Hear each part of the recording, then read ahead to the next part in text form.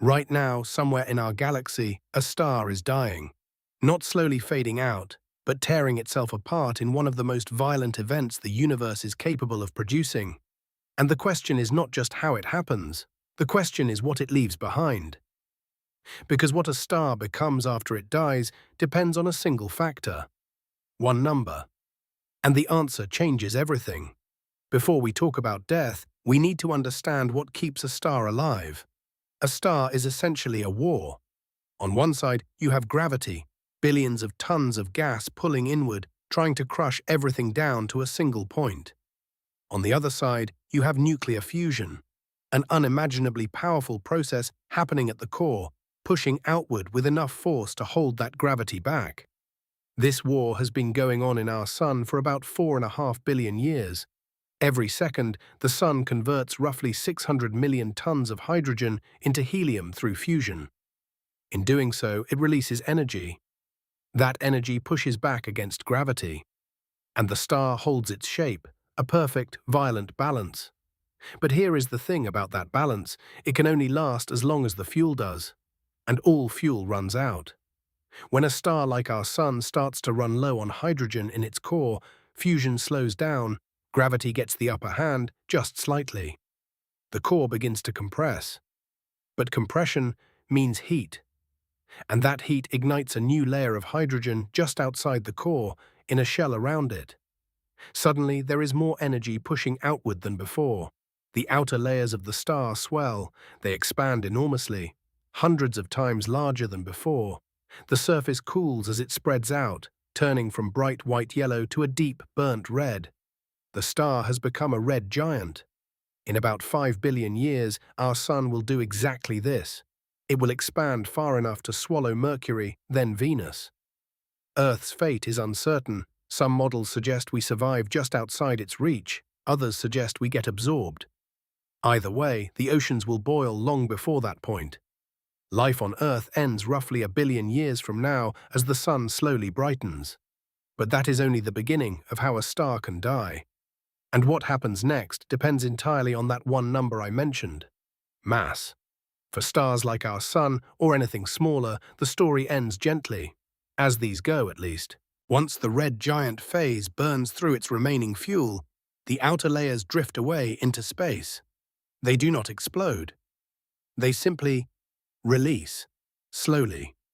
Over thousands of years, those layers expand outward in a glowing shell of gas, a planetary nebula. These are some of the most beautiful objects in the known universe. And left behind at the center is the exposed core, a dense, hot ember about the size of Earth, but with roughly half the mass of the original star compressed into it. This is called a white dwarf. There is no more fusion happening inside a white dwarf. It is not generating energy. It is simply cooling, radiating away the last of its heat across billions of years. Eventually, in theory, it becomes a cold, dark object called a black dwarf. No black dwarf is thought to exist yet. The universe is not old enough.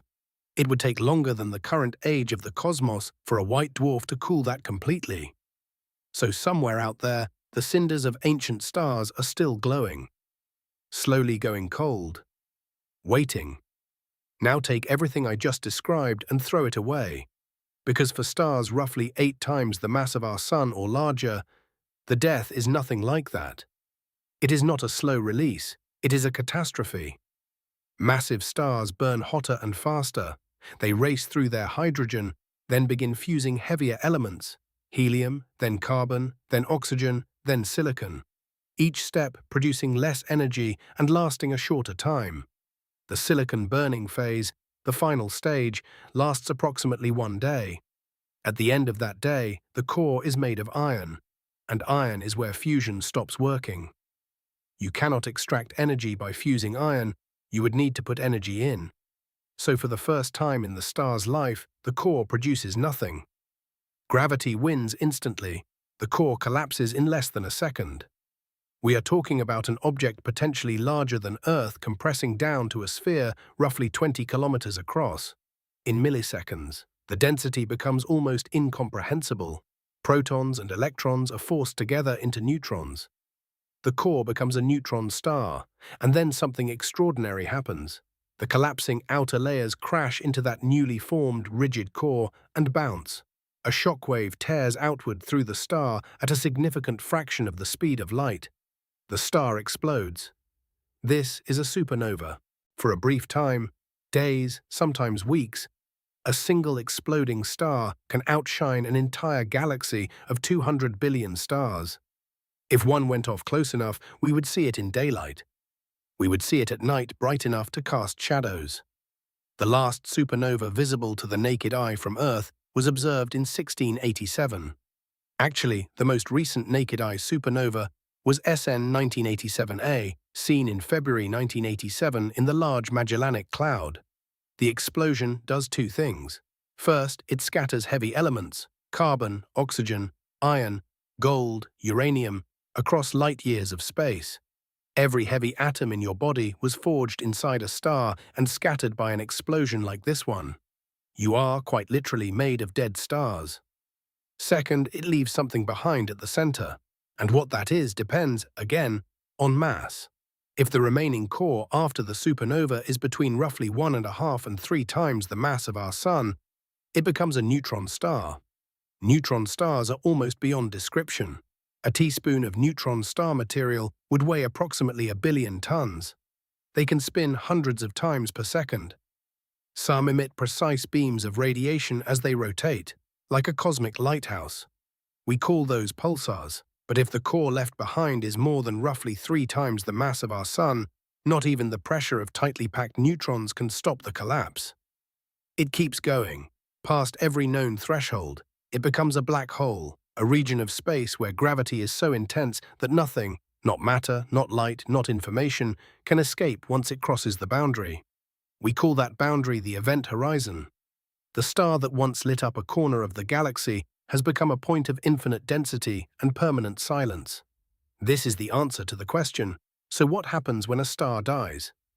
It depends on one thing: how much it weighed. A small star like our Sun fades slowly, expanding into a red giant, shedding its outer layers as a glowing nebula, leaving a white dwarf slowly cooling in the dark.